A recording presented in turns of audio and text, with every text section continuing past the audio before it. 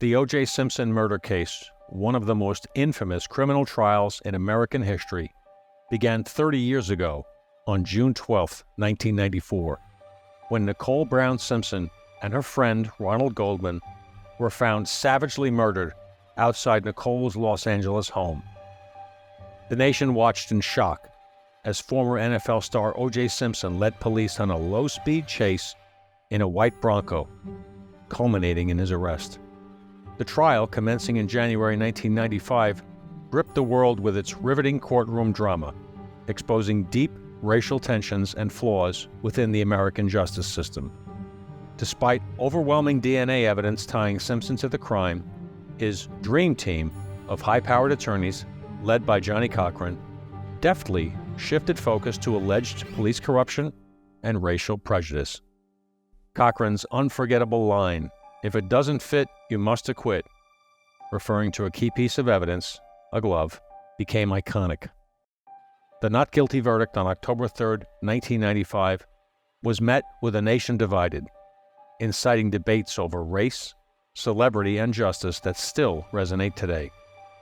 The trial not only laid bare the deep societal fractures, but also forever altered the cultural and legal landscape of America, leaving a legacy of unresolved questions and a nation deeply divided. Goldshields brings true stories from law enforcement, the military, true crime authors, and first responders. Experience the dedication, danger, and emotional toll with the heroes themselves. These gripping tales of true crimes, true stories, and true heroes are all here on Goldshields.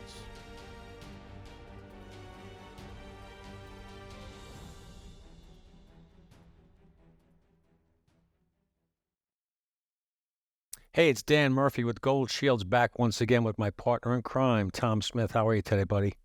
I'm doing great, man. This is definitely one we look forward to since someone's demise, but I think we'll get into that. But Yeah. all-star cast today. Yeah, we're very excited today. We have two friends of ours who we've become friends with since we started the show, and two awesome people who are both incredibly accomplished homicide crime scene detectives. And we're here today to talk about 30 years ago what happened in a place called Rockingham, right? Which is, it didn't happen in Rockingham. The Bundy Drive apartment, yeah, the place, right. And this is Mr. OJ Simpson, Orenthal James, who passed away a couple of weeks ago, and we contemplated doing this discussion on that date. But this is one of those shows where we have two experts on with us, one of whom was actually involved in the investigation at some point in the LAPD. And so we have today with us Barry Tellis, retired LAPD robbery homicide, which if you know LAPD, that is the top of the heap. The best of the best go there. And we have Cheryl McCollum with us, who is, where do I start with your resume, Cheryl, other than to say you're like my sister and I love you? But when it comes to crime scenes, when it comes to cold cases, I wouldn't trust anybody more than Cheryl McCollum with that. So we are so blessed to have you both with us today. And let's start talking about the OJ Simpson case. Everybody knows everything about it. If you don't know anything Barry? about the OJ Simpson case, then Mhm. you've been living under a rock for the last 25, 30 years. And it was probably the biggest case that at the time that LAPD was handling along with the district attorney's office. And it was a big case. I think it's probably the biggest case I've ever seen.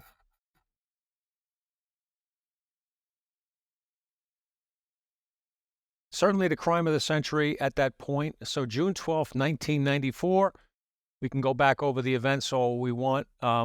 Real quick, for those of you who have forgotten or were not even alive at that point, which is possible among our listeners. OJ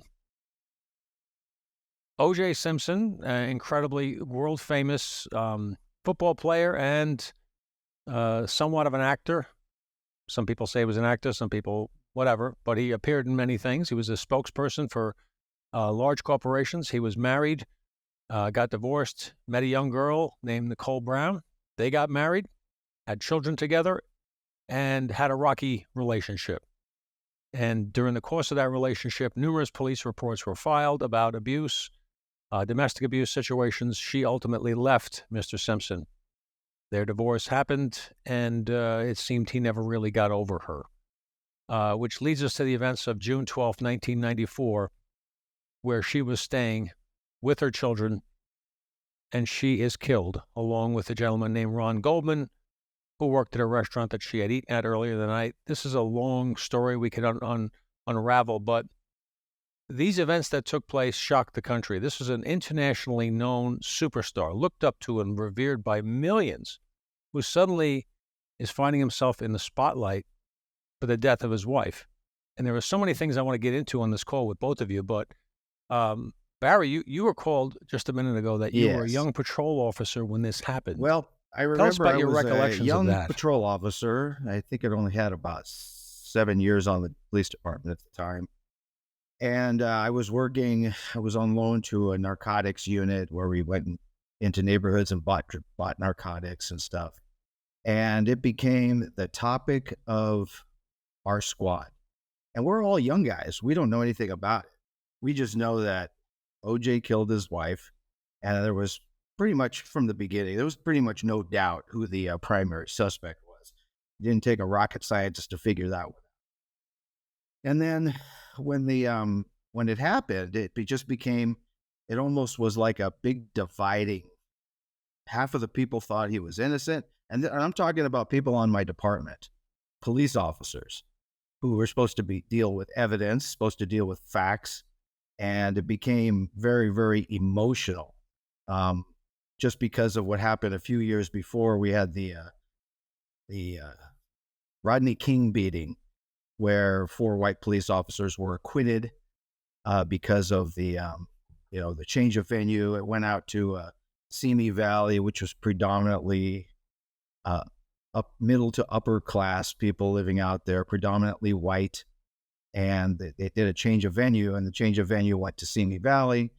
Long story short, they were all found not guilty, which sparked the 1992 riots that we had back in 93, I think, when the riots actually kicked. So I'm sorry, 92. And so it was just a very, very tumultuous time on LAPD and in the city of LA. It was like we were on pins and needles all the time.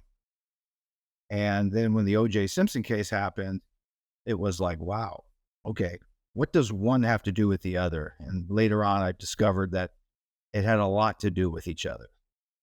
So, there I was just a young patrol guy working on loan narcotics, plainclothes narcotics. And then, the guilty verdict, the not guilty verdict happened, and you just moved on. That's our justice system. I still believe our justice system is probably the best. My opinions have changed throughout the years, just from all the stuff I've seen. And it was still a really big deal. The population in LA was pretty much divided. Like, I can't believe he got away with it. And, the other side of the fence is like, yes, he's got away with it. All right. Good job. Good job. And it was kind of sickening to me. 2 people were killed, and a certain community, the Black community, was cheering, and like it was a good thing. So anyways, it was just very confusing to me. I was, very young at the time. I didn't really know anything.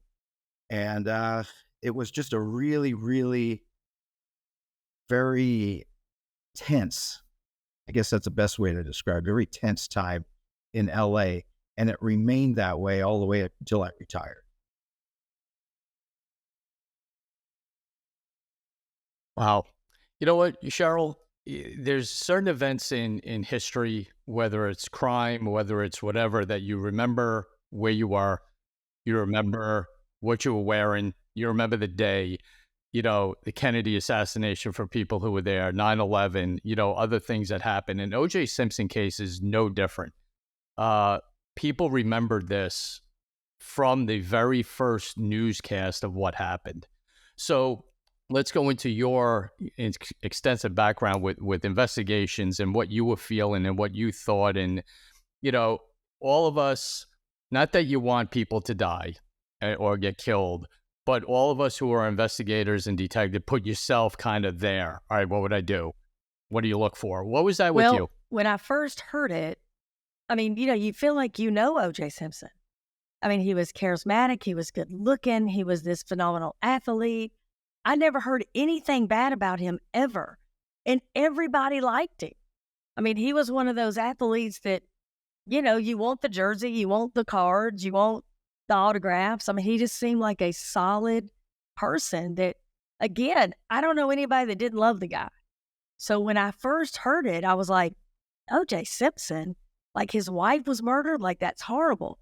Well, then I hear, no, it's an ex-wife. And then I hear, he's taken off in this Bronco, but he's only going 45 miles an hour. Well, I didn't like that at all.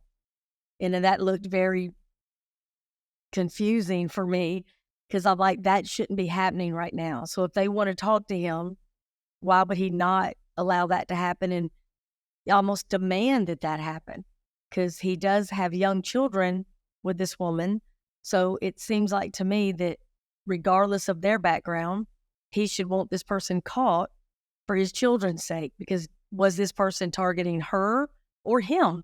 Because I think early on there was some talk and we weren't sure who might be the target. But I mean, I was 29.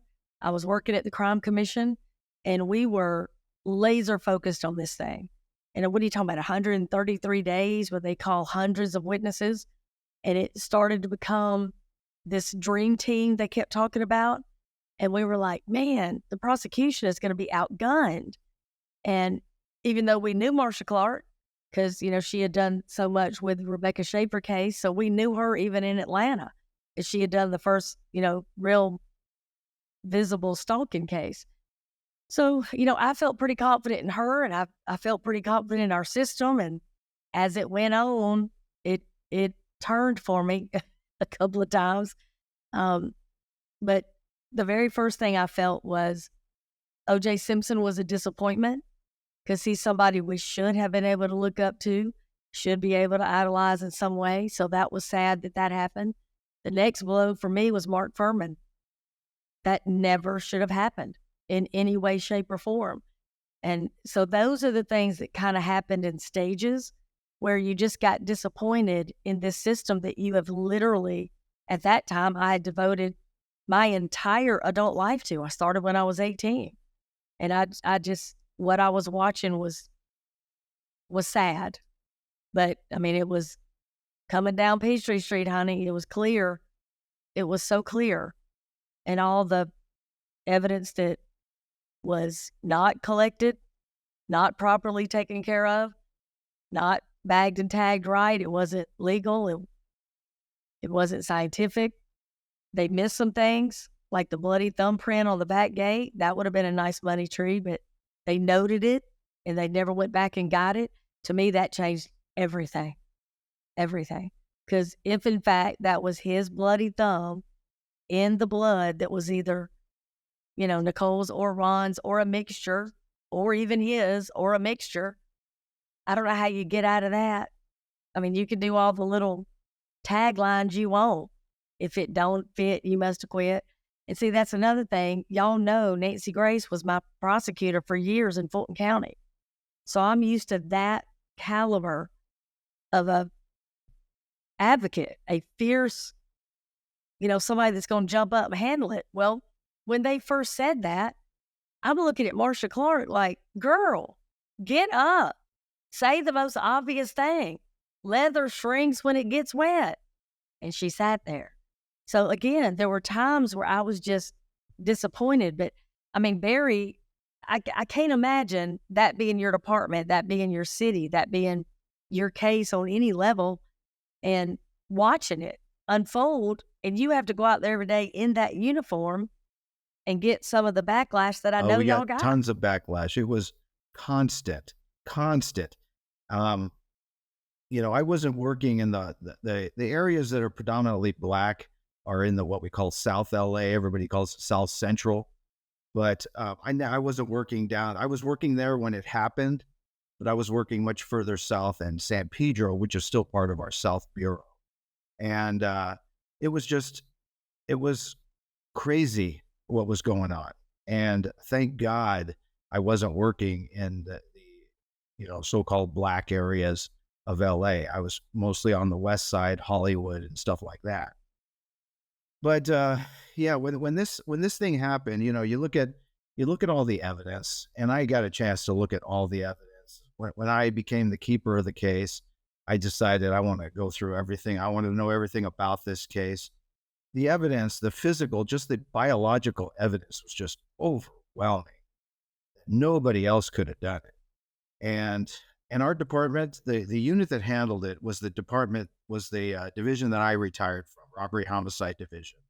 And robbery homicide, we handled some of the biggest cases in LA, all serial killers.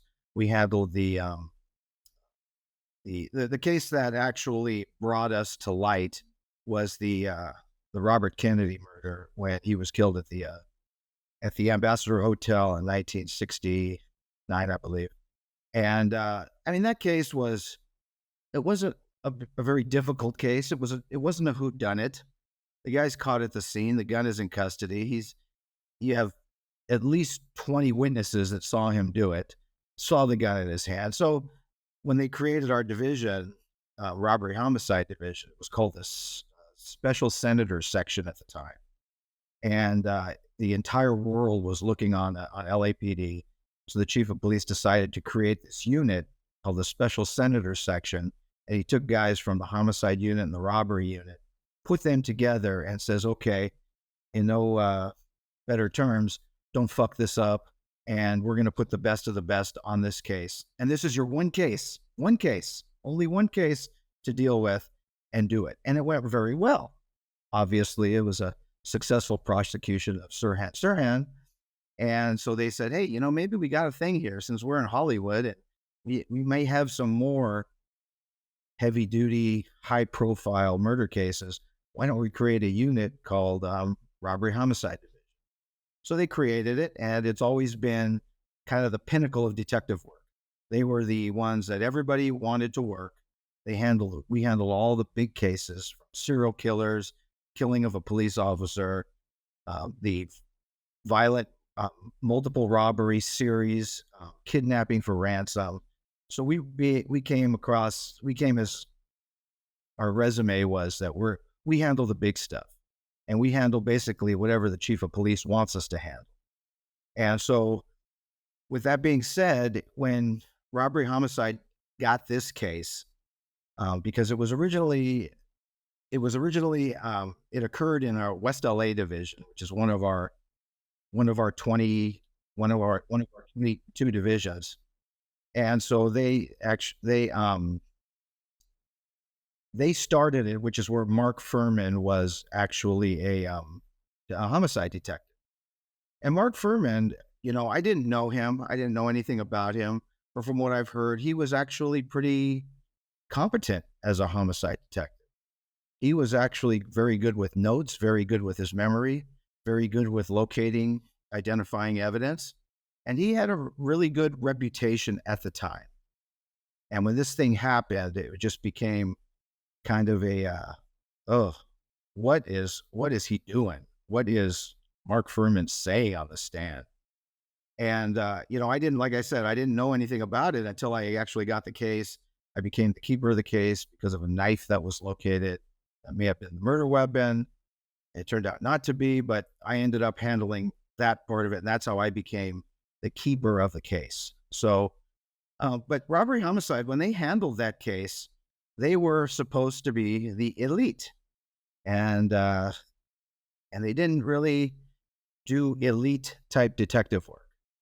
And I'll give you an example. When OJ Simpson's lawyer brought him into the station to be interviewed, to talk to, right when he came back, I think he came back from Chicago was where he was. And they brought him in. His lawyer brought him in. His lawyer said, here, you can talk to him. No problem. I'm going to go get a sandwich. So basically, there's no Miranda issue. There's nothing. His lawyer brought him in, and they interviewed him, and he wasn't in custody. So they interviewed him for 28 minutes. They never went over a timeline. They never went over anything about the murder. And I don't know why. I don't understand. I mean, I watched a special about it and talking about it, and I'm screaming at the TV. Is like, why didn't you get a timeline from him? Why didn't you kind of bed him down on everything that that the detectives already knew that only the killer would know? Why didn't they do that? And I don't know why. Like I said, I was just a young, dumb patrol cop working the streets. And so, go ahead. Yeah. Go ahead, Barry. I'm sorry. I was just going to say, one of the things that jumped out to me, and it wasn't reported early, but it was reported a little bit later, when they first notified OJ, they called him in his hotel room in Chicago, and they told him that his wife was dead. And his reaction was, "Oh my God! Oh, that's terrible! Oh, I'm heading back right now." Yeah, that's what we call post-murder behavior. Asked what happened. That is so telling. It's unbelievable. That to me, right there. Can I piggyback on that? Can I piggyback on that? So not only does he not ask how, when, where, who, he never asked about his children. I'm going to tell you right now, somebody calls me, and I know Huck and Caroline are with their dad, and they say, Walt's been killed.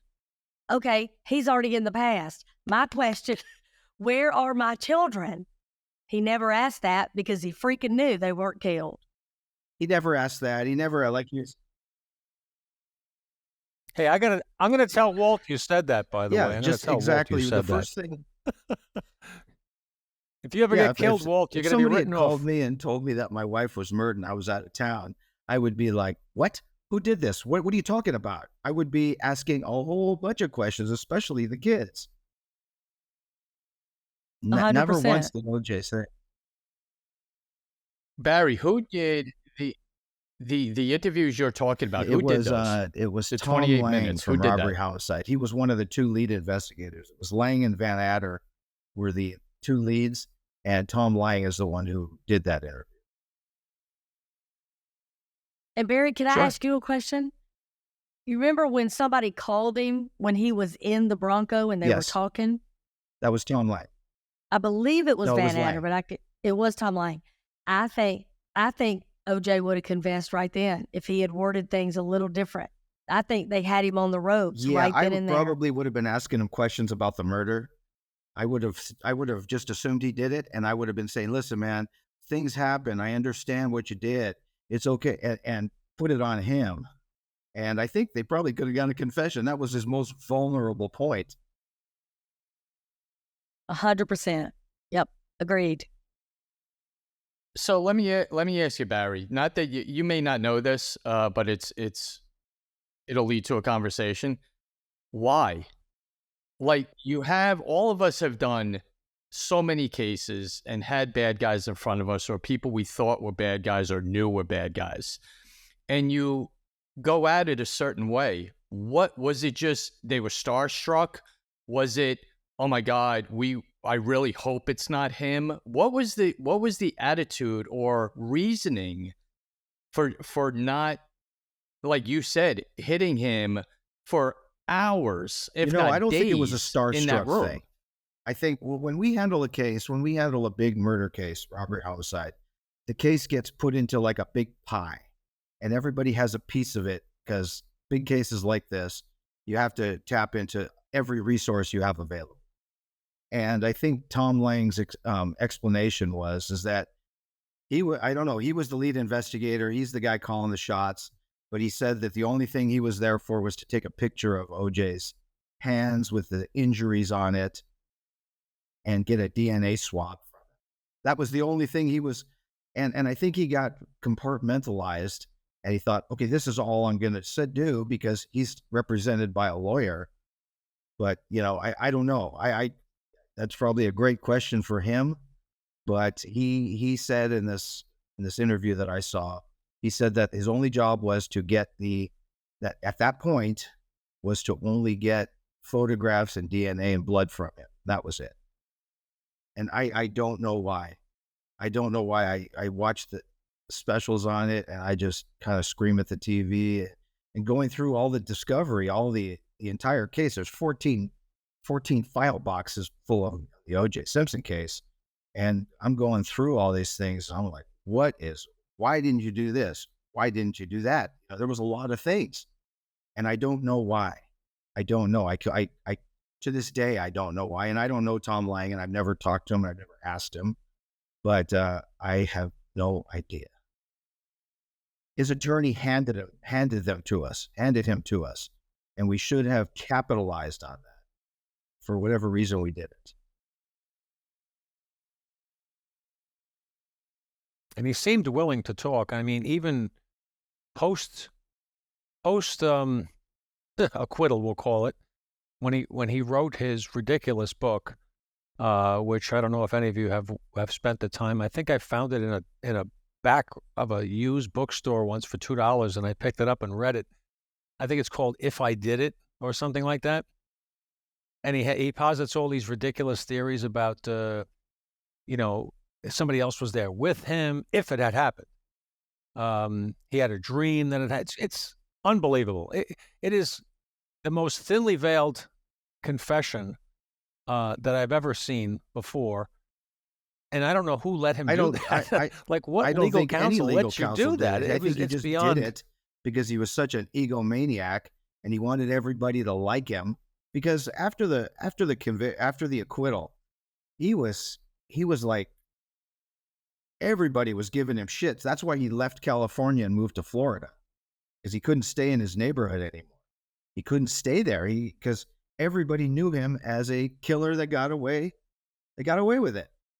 And I think he was such an egomaniac and he just wanted everybody to like him that he decided, okay, well, maybe I'll just do this stupid interview and write this dumbass book and almost confess to it. I really believe if somebody was standing over him that like minutes before he died, he would have said, yeah, I did it. But who knows? That may have happened. And we don't know if that happened. That may have happened. That may very well have happened.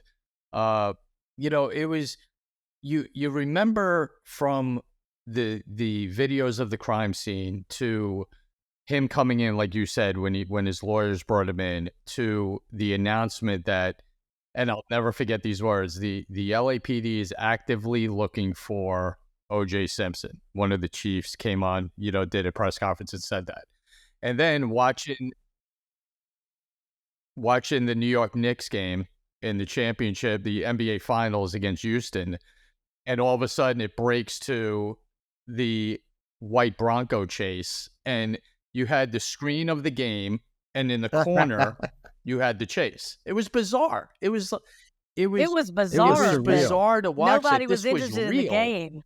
Well, you know what's funny? I mean, it was like 9 million people because we're all at our cop bar. We're all at Manuel's. And that's all we're watching. But if you look at it, you look at it. I sit back and look at it now as, I've been working homicide for 20 plus years. And I look at it now and I say, man, that is such typical post-murder behavior. Not that he's looking out there looking for the killer. That was after the acquittal, of course.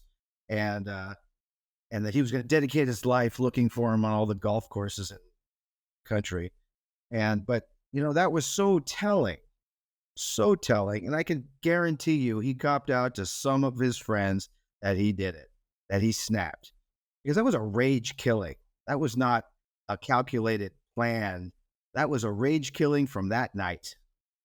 That night, he realized that. Well, he told Cowlings in that truck.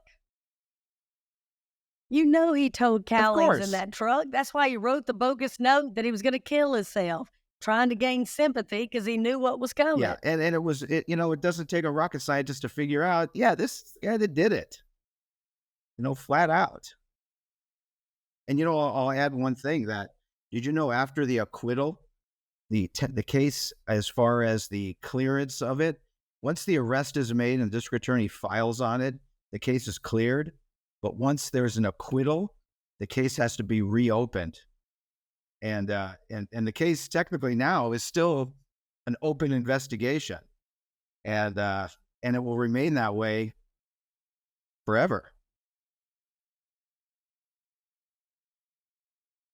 That's really odd because in the NYPD, we didn't do that. You made an arrest and it was closed with an arrest. And if for some reason there was an acquittal, not like we go find the real it's in killer our now. manual that we're We found the supposed to killer. do We that. just, and the it was never jury done. didn't You're buy supposed it to or write whatever. what they call a follow-up. You're supposed to write the follow-up saying there was an acquittal of OJ Simpson, and this case remains. Investigation continues.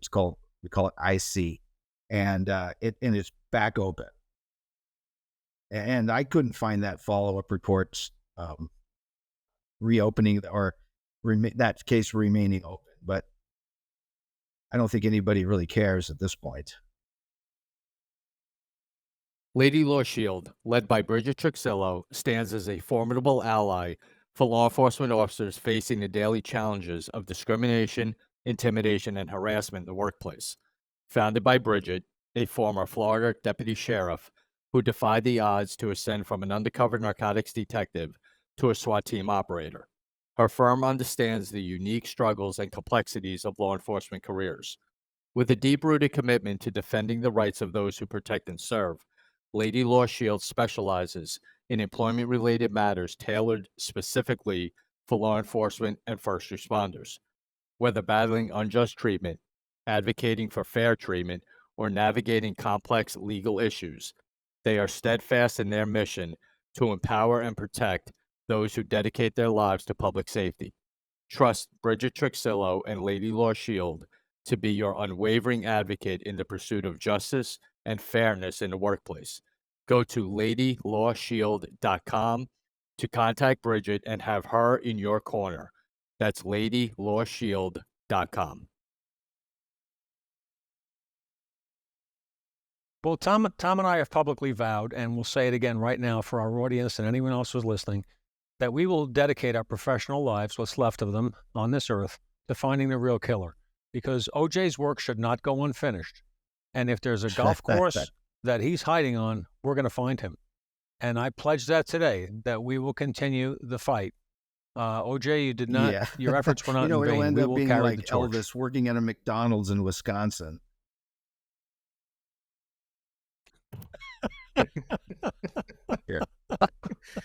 No doubt. Barry, I had this question I actually wrote down.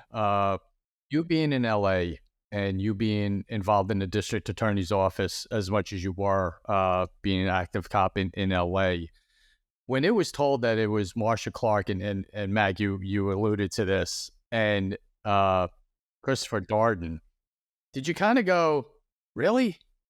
Like, this may be the case of the century, and it's them. Was that, or were you like, oh yeah, that's good. That's a good choice. At that time, I didn't know anybody from the district attorney's office. Patrol guys don't deal with DAs. We show up for a preliminary hearing and the case is dealt away.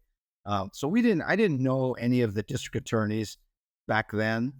I got, when I started working homicides, I got to know almost all the district attorneys. Became friends with a bunch of them. But I didn't know, I mean, like I said, it doesn't take a rocket scientist to figure out why Chris Darden was on that case. It wasn't that he was some superstar DA. It's unfortunate that that's why he was on the case, because the color of his skin. And I think that's kind of sad. And I think it does a disservice to him, rather than, trying to appease the public, which is what I see that's going on now everywhere, trying to please popular public opinion. So who knows?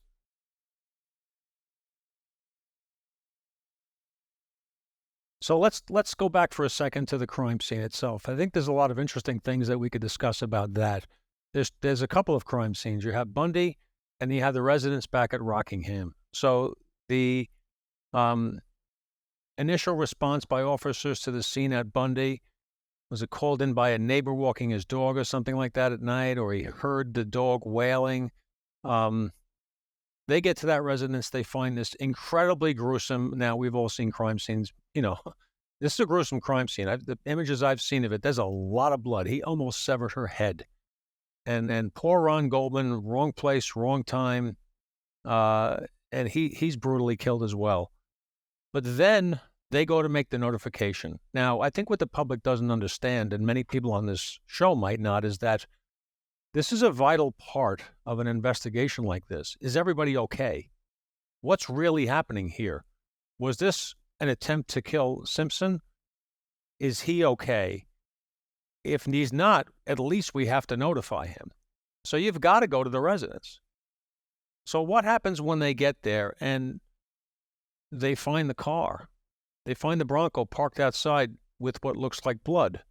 So, Cheryl, tell us, you're at the crime scene. What they did versus what you might do, or is it the same? I will tell you, a scene like this is going to be somewhat chaotic unless somebody says, hey, everybody slow down. You know, and you literally have to rein people in and gather them and have a plan. Otherwise, it's what I call an Easter egg hunt. Everybody's just scattered doing different things because they do know what to do. But if somebody's not directing that and then funneling all the information, that's when mistakes start to be made.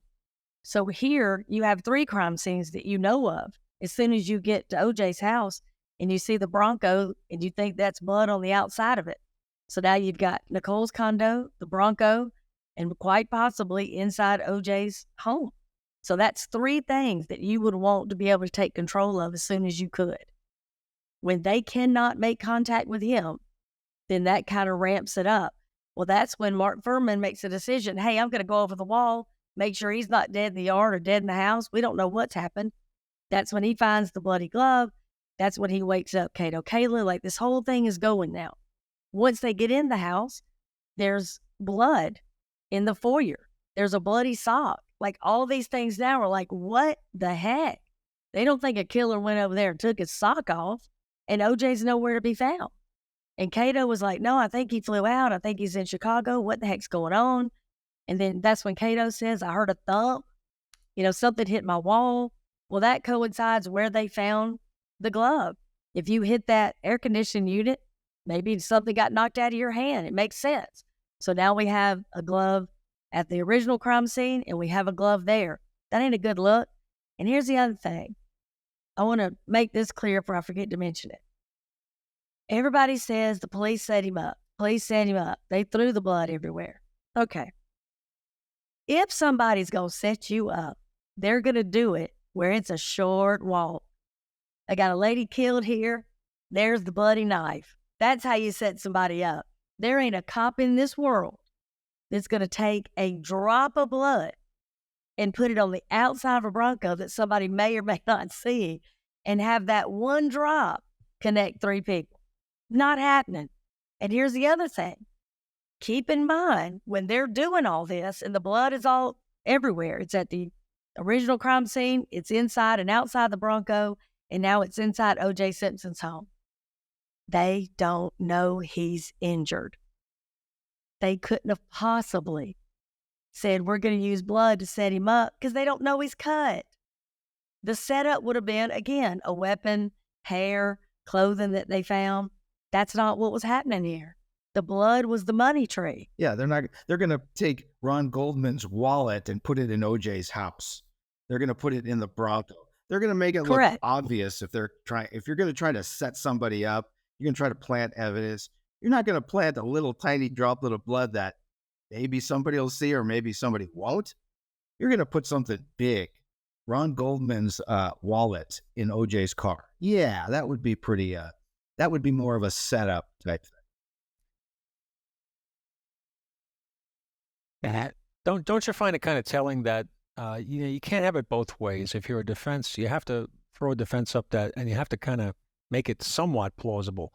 These are either the most bumbling, incompetent detectives, because you're trying to portray them as that they didn't take the property evidence into custody the way they should have. It wasn't properly vouched and put into safekeeping. It wasn't sent to the lab immediately. A, B, and C, right? You don't know what you're doing. But then you turn around on the same dime and say that they are shrewd conspirators trying to set up your client by dropping blood here, here, and there. You can't have it both ways. Which is it, right? I mean, and it's highly unlikely that you're setting anybody up. I mean, I think we can all talk for going to the scene of a crime and a preconceived notion. Man, could have been the husband, but You're not going out on that limb. And you're going to lose your career and go to jail and by to that set up a time, case. It doesn't make there any was sense. probably at None of it least does. 40 people at the Bundy crime scene. At least 40 with patrol, detectives. Now robbery homicide detectives are getting there because when we roll 10 detectives to one crime scene. And I mean, a mass conspiracy among everybody to let's get OJ. Come on. Everybody liked OJ. Nobody wanted to see him in jail. Nobody wanted to see him in trouble. And that included police officers. That's the most ludicrous thing I've ever seen. And again, if they wanted to get him, they wouldn't have left vital evidence at the scene. And see, you can only imagine, though, the phone calls that were coming and going. Like, you got to update the mayor. You've got the governor probably calling. You've got all these people calling. So as you're working, you've got to stop and take this call. You've got to stop and update the media. You've got to stop and tell your superior what's going on. It's not like you can just stay focused on what you're doing. So again, the way I operate, the detective will do a walkthrough, I'll do a walkthrough, and then we do a walkthrough together. I'm not leaving nothing. So I'm going to have my notes. He's going to have his notes or her notes. I'm going to make a list of everything they want collected. I've got my list that I want collected. And if I've got 17 things and he's got 19, great. If I've got 27 and he's got 4, great. I'm taking freaking all of it. And again, that didn't happen here. And I think it's because it was chaotic. I've been to the scene, and Barry, you jump in. But one thing that shocked me is how little it is. So right off the street is her condo. She's got a little bitty yard. And the door, it's all super tiny. It's beautiful, but it's compact. So when he was, whoever, the real killer, fighting Ron Goldman, you're talking about a closed space. So when you say, well, he was stabbed over 30 times because he had nowhere to go up against that fence, he was trapped. And again, she was already just put down. I mean, that was one fell swoop. I mean, from what I remember, only a ligament is what kept her head on. So, I mean, it was all butt beheaded. Again, the door opened. She's inside the door, right there, dropped. He fights Ron Goldman. He runs out the back gate bleeding. That's when he makes the mistake of touching the gate. Got the bloody thumbprint, and they forgot. Yeah, big crime scenes like that, especially, we get a lot of what we call, I'm sure, Cheryl, you've dealt with this before. You get a lot of looky-loos. Everybody wants to see the body. Everybody wants to see what's going on. And I think one of the biggest problems with that scene, and I wasn't there, I do have some friends that were actually the first units on scene. And, you have to lock it down, and you have to let nobody in. And then when you have the chief of police who shows up and says, I want to see the bodies. Why? Why do you want to see the bodies? We'll show you pictures later. But, stay out of my crime scene. This is something that we're doing. We're the ones, our butts are going to be in the seat next to the district attorney during the trial. Not you, chief. Please, with all due respect, get the fuck out of my crime scene and leave us alone. And that was one of the biggest things that we had to make sure that we had lieutenants who were, at least when I was working homicide, we had people. I said, hey, man, keep command staff at bay, because everybody wants to looky-loo and everybody wants to see, especially in a case like this. Hey, if there's any rookies listening, CSI folks, that's why I do a double tape. So I'm going to do my crime scene, and then I'm going to go out about 3 feet, and I'm going to do another. That's where the command staff can come in, that little track. But they're not coming in the crime scene. But they can come closer than the media or the general public. I'll do that for them. And then if they need to, we can set up a command center. But other than that, they're not coming in my scene. I used to kick people out all the time. And another piece, go ahead. And another piece of advice, if you're a young officer, if you want to be, when it comes to crime scenes, make them bigger. Make them bigger than you think you need them, because you can always pull them Bigger's in. You can better. never pull them back out and reclaim that territory. You can always make them smaller. Once it's been It's very difficult to make them bigger. And the contamination. Right. You can't. You've lost the that area. It's been contamination trodden is huge upon and when you everything. try to make them bigger. And I always tell every time I had a crime scene and I was called at home, I said, I want 1 block Oh, but detective, the crime scene happened here. I don't care. Give me a block. I'll give it back when I get there. But make it big and don't let anybody in. That's how I used to roll. That's right. That's right. Love it. Because the more you know, the more you realize that criminals or perpetrators of violent crime don't just pull the gun out right in front of the person, shoot them, and all the evidence is in a 4-foot square. No, it's all over the place. But here's another thing I think that was probably part of the reason why there was a huge fascination with this case, because it tapped into the heart of something we don't like to talk about in America, but is the ugly side of domestic violence. It is this marital stuff that goes on behind the doors of millions of Americans' homes, is often unreported or underreported, is often not followed up on, and sadly results in homicides at times. And this was one of those cases.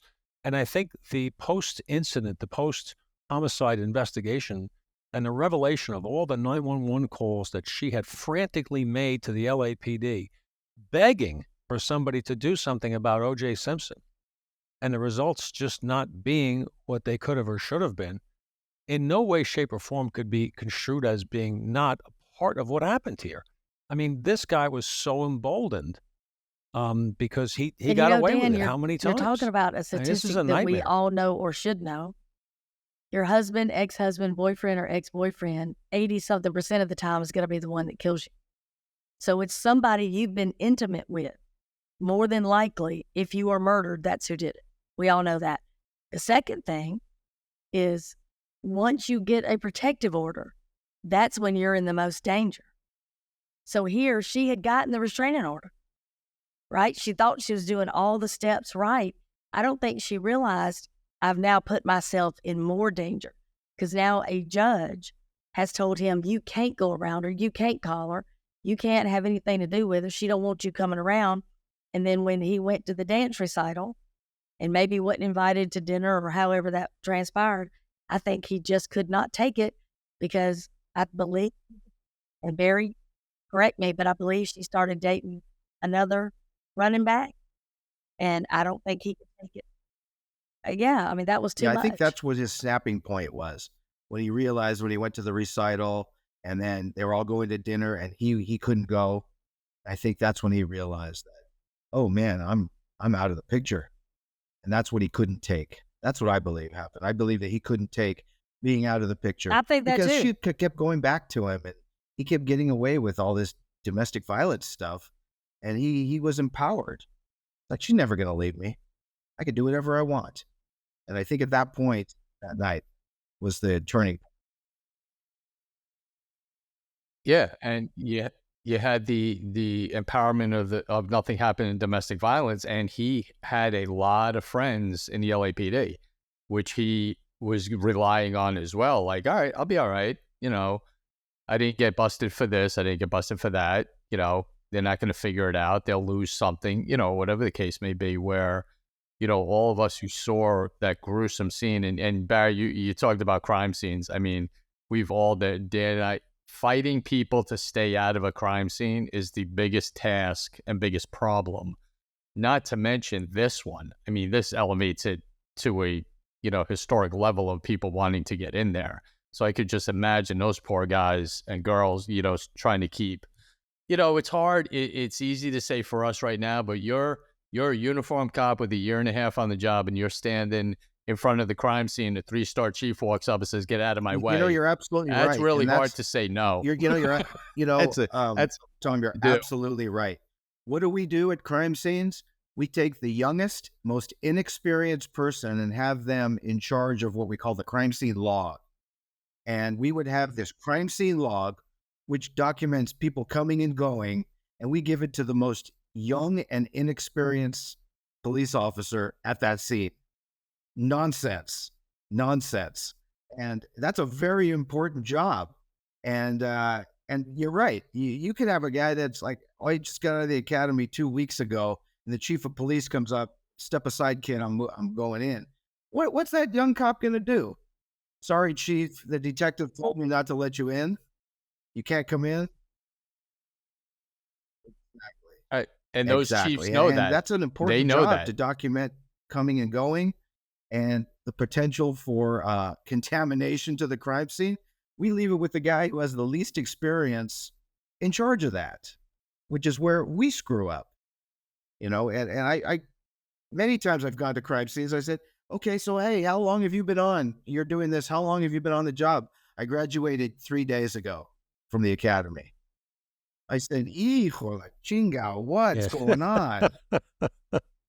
Yeah. Where's your training officer? He's over there, and he's got 3 years on. Like, oh, boy. Have you or Tom or Dan had this happen? You get up to a crime scene and you think, everybody knows me. I'm Batman or whatever. And all of a sudden the guy doing the law goes, can you spell your name? Who are you? Yeah, right. And you're like, seriously? But it's the same thing. This person is in charge and they don't even know the principal players. Going back to something that is a part of this case you just mentioned, and I find it fascinating how much people have sort of a belief about the power of a protective order, and how, I don't think any of us on this could say that we have not recovered from a dead body, a protective order. Absolutely. I know I have. It doesn't stop bullets. It doesn't stop knives. A protective order works. It's a piece of paper that works against the person who respects the power of the court and the authority behind it. And if that were true, that would be in the situation they're in. Exactly. Yeah, protective order is a piece of paper. Yeah. And if they're going to kill somebody, they're not caring about a protective. And I'll tell you something, the likes of Gavin DeBecker, your LA's own, if you listen to him, he'll tell you, and it's true, that a lot of times getting the protective order is the trigger point. Having the person served with it is what sets them over the edge. And sometimes not doing that is the better move. And that's a matter of properly assessing, if you know how to assess whether or not somebody's moving towards violence in that area. But that's a common mistake people make. They run to that piece of paper in the court and they think they're protected. And they think the restraining order is the end game. That's when you literally need to have a plan, because it's just starting, I promise you. Because if he thinks of you as property and he thinks of you as you are my wife, I own you, I dictate what happens in this family, whether you leave me or not. And if I can't have you, nobody's going to have you. And I think that's exactly what OJ was thinking. He is not going to do well once he gets, there's no question. There's no question in my mind about that. So now this craziness of, the crime scene, coming back, the interview, the Bronco chase, now the circus really starts and the trial begins. Now it just raised to a unbelievable level of insanity once the trial starts. It was on, the cameras in the courtroom, probably the worst thing that ever happened with this trial. And because it became a soap opera, it was a movie of the week, daily though. And I remember just you couldn't help yourself though. As much as you could tell yourself, "Hey, I'm not watching this," whatever, you were drawn to it. You couldn't help it. You watched it all the time because it was just an array of people who witnesses and what they were like. It was wild. It was fascinating to watch. I got a kick at Judge Lancito and his clocks. Yeah, I think that was one of the biggest mistakes, was having that case assigned to Lancito. Lancito, I've done a few trials with him, and he's another egomaniac. He wants to let everybody in the courtroom know how smarter he is than you. And he is not, in my opinion, he was not the best judge for this case. He was not even a really good judge at all.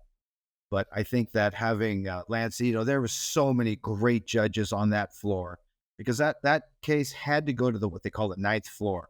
The ninth floor of the criminal courts building is where all the high-profile cases go. Police officer murders, serial killers, all the big cases, high-profile cases go to what they call the ninth floor. And there's 7 judges on that ninth floor, and any one of the other ones would have been better than Lancito. I thought he had no control of his courtroom. I thought he was, when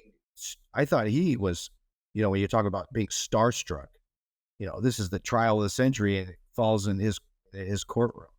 And I think that was probably not a good idea, because there were several other judges on that floor that have handled high profile cases. and would have been much better than. I just think he completely lost control of his courtroom, and he was allowing the defense to do things. He was allowing the prosecution to do things. He didn't have any control of it, and I think it was you could just tell from the way the fiasco was, because everybody was watching, and I think a lot of it is he was playing up to the courts, playing up to the cameras. Horrible. Everybody played to the cameras. OJ knew when the camera was on him. You could see it. It was very telling. The other part of the courtroom experience, and the ones who made the decision in this case and in every case, is the jury. Thoughts on the jury and how they reached the decision they did, and why? That Marcia Clark did, which was she was really, really trying to show the domestic violence aspect of it. And I think she was very confident that she could reel these Black females onto her side because of the domestic violence. And I think that was another big mistake. And because, I really believe that this case, he would have been found not guilty if he was found at the scene with a knife in his hand and he confessed to it because of this jury. And, there's that special that ESPN did on it, and the jurors admitted, yeah, the evidence wasn't there. We convicted him. Do you think he did it? Well, I'm not going to say. But, it's like, what's up with that? And I don't think that he would have ever gotten a conviction had Marcia Clark not said that I'm going to have females on my jury who understand domestic violence, and that's the route we're going to do. And now, if we all watched the trial, and there was very little part about domestic violence. The defense attorneys were brilliant. They did exactly what a defense attorney should do. If they have a murdering client, deflect and blame the cops. That's exactly what they did, and they did it very, very well. They had an unlimited amount of resources and budget, so they could do anything they wanted. And like I said, every time you have a murdering client, it's like, dude, we got to divert the attention off the murder part of it, and let's blame the cops for screwing up the investigation. Very sad.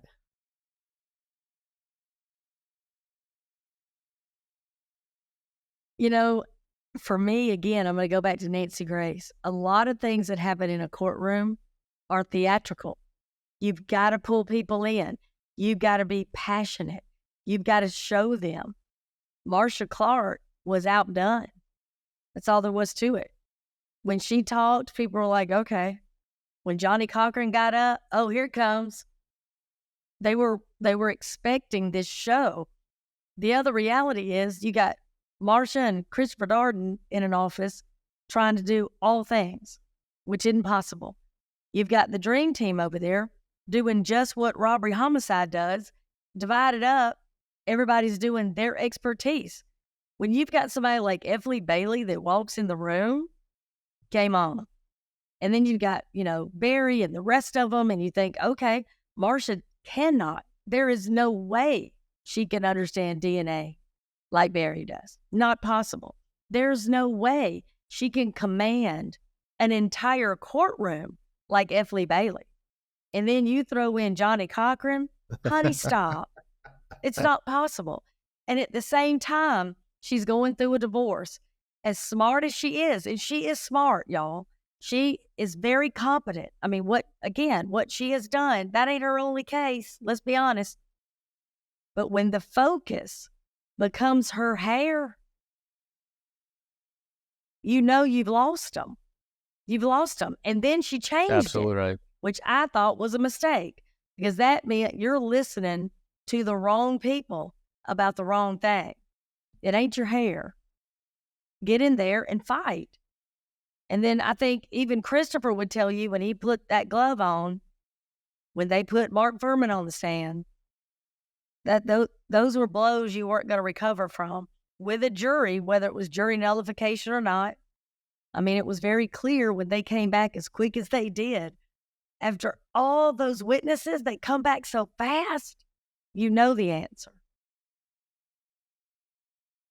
And you know what? You brought up a great point with the witnesses and the cards are already stacked against them, as far as the prosecution goes. And then you went and you rolled the dice way too much. You rolled the dice on Mark Furman.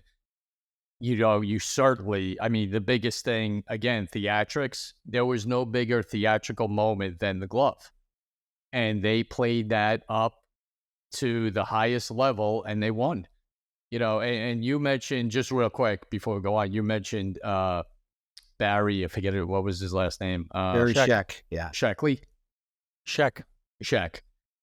DNA then was pretty new. That was just kind of the beginning of it. And he knew that like his name. And he outdid everyone. There was no prosecutor that was going to go up against that. Certainly those two. He, talk about doing your homework. And like Barry, you just said, they had a job to do. You need to convince one person. And they convinced all of them. But you need to convince one person. They were when that you have good. unlimited amount of money, you can get the best defense lawyers in the world to defend you. And that's what happened here. Looking back on the trial now, and the case was 30 years ago today, the homicide, and the trial subsequent to that, and then a civil trial and all OJ's legal troubles. But looking back on it now, what I remember in many ways was the press conferences or the statements made by Ron Goldman's father to the media and his sister, and how distraught and broken up they were. And the Brown family, Nicole's sister, and all of them who knew OJ and knew this side of him the public didn't, and had dealt with Nicole when she had been a victim of his abuse, and had counseled her and helped her get the divorce and told her to move on because they didn't want to see her continue to be abused. All this stuff, the human side of this case, was overshadowed by this dream team and the theatrics in the courtroom and all that other stuff. At the end of the day, you have a young man's life taken who had no idea what was going on, and a woman who had been a long-time victim of abuse, desperately seeking to just have her own life. And that's the crime. The crime is that, and the rest of it's a bunch of smoke. But that's what history will remember. But it was very tough to watch the Goldman family. And then the Goldman, Ron Goldman's dad, I forgot his first name. Goldman. I'm not sure if he's passed. Fred Goldman. Very articulate, very passionate, very smart man who came out and looked at the media and said, "Do any of you doubt that he did this?" And the media just stood there with their mouths open because they couldn't.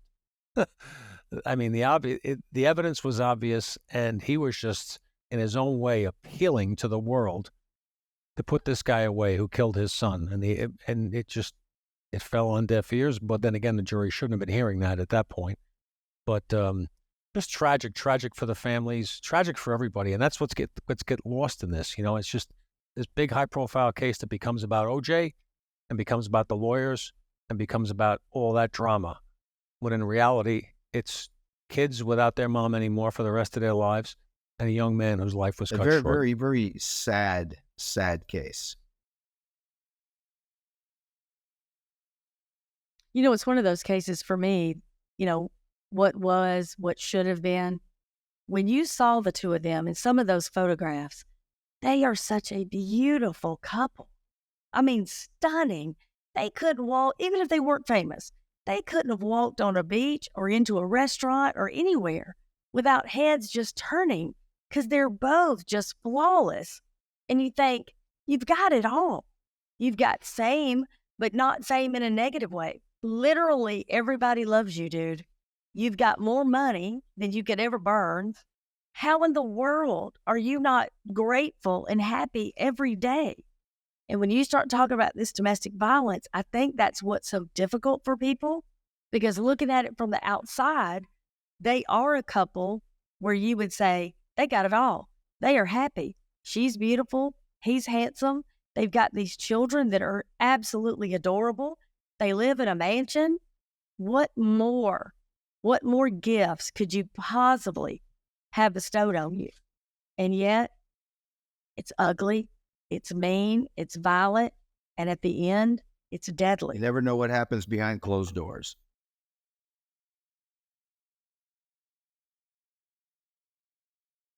So well said. So well said. You know what? We could probably do this for another 3 hours, with this case, with what we all have and opinions and experiences. And that's why we wanted to do this. We wanted to get all of us together with the experience that we all have and kind of go over this case, which we were looking to do for a while. And then just thankfully we got to do this with, I don't just say this, Danny doesn't just say, two great people with such experience and such knowledge of what crime scenes are about and what instincts are about and what, knowing and not knowing and the right thing to do are all about. And, that's why we wanted to do this, to give a new 30-year after the fact perspective of this case that is, no one's ever going to forget. No one's ever going to forget. And I cannot just thank more the both of you for coming on the show and talking about this. It was everything we thought it would be. Great conversation. So thank you so much. Well, I love the two of you. And Barry, it was fabulous to finally meet you and hear part of your story. I found myself just listening to you, and I was like, oh, I guess I got to say something. But it was fabulous. I appreciate it. Of course, Cheryl. It's a pleasure meeting you. These guys couldn't say enough about you. Well, because I asked him in D.C., I go, so who am I going to be? Who's the other guest? Oh, Cheryl. Oh, you're going to love her, man. She's the best. I said, cool. Cool. No, they were fabulous. And if you ever need anything in Atlanta, Okay. you let me know. I will definitely keep you in mind. It's nice being Absolutely. retired, though. All right, gentlemen. Boy, don't rub that in. Y'all make me sick. It won't be long, though, maybe. We'll see. well, guys, thank you so much once again. And I think we can sum it up by saying that 30 years ago today, a horrible tragedy. And maybe we could learn something from it as a society, right? I think maybe we could learn to pay more attention to domestic violence calls and calls for help. I know there's a lot more resources today than there were back then, and I hope that's the case in every jurisdiction. I hope law enforcement's taking it more seriously now than they did then. Not to say they didn't, but I think we see some failures a lot of times in that area. But also, just generally speaking, anybody can do anything. And it doesn't matter if they're a high-profile person or a wealthy person. If you're a police investigator, you should be looking past that and looking at evidence and evidence only. Evidence of who did it and placing the blame where it lies and bringing a proper case to prosecution regardless of political pressure, regardless of media pressure, regardless of whoever is watching you. It doesn't matter. You have to be a pro. And we saw a bunch of professionalism and some failures in this case. We saw both of them. So I think collectively we are the type of people that we want to learn from this kind of stuff. So anyone watching this who's going to be a cop or detective, don't be blown away by a person who's got notoriety. If they did something, hold them accountable. 100%. Right? Tom, take us out, brother. Absolutely. Like you always do. So, listen, this is the important part of the show that we thank and pray for all law enforcement officers out there, past, present, retired, active. Pray for them because it's a tough job, and it's, you still have the memories afterwards, that we have to deal with. And no one out there asks for anything in return. They just do it because they love it. So keep them all in your prayers. And our little selfless plug, youtube.com/goldshields. Make sure you hit that subscribe button, hit the bell. Zone 7 on every conceivable platform you could think of, and an absolute phenomenal show with Cheryl McCollum. Tune into that. Barry, thank you so much again. I will. I definitely will. Say and hi thanks to for having Tanya me. for sure. And I love you guys, just like Cheryl says. And thank Max, you. say hi to Walt. Absolutely. Anytime. Appreciate it, buddy. Appreciate it. Look forward to breaking bread with all of you Absolutely. together at some point in the near future. We have to figure that out. Absolutely right. So for Barry Tellis, Cheryl McCollum, my partner Dan Murphy, this is Tom Smith. Be safe, be careful. We'll see everybody soon.